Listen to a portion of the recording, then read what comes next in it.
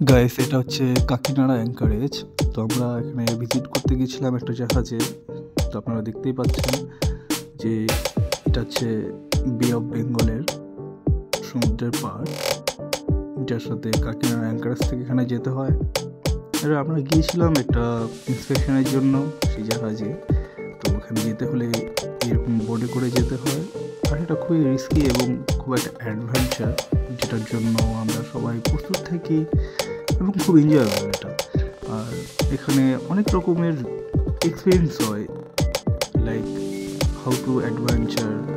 একটা বিশাল রকমের অনুভূতি, যেটা মুখে বলা প্রকাশ করা যাবে না, এখানে না আসলে পরে বোঝা যাবে না। এখানে অনেক রকমের জাহাজ আসে, কার্গো জাহাজ, ট্যাঙ্কার জাহাজ এবং ছোটো ছোটো বোটগুলো চলে, যেগুলোর মাধ্যমে এখান থেকে মাল বা যে কোনো মেটেরিয়াল লোডিং এবং আনলোডিং হয়। তো আমরা আজকে যাচ্ছি একটা জাহাজে, সেখানে আমাদের ইন্সপেকশনের কাজ আছে।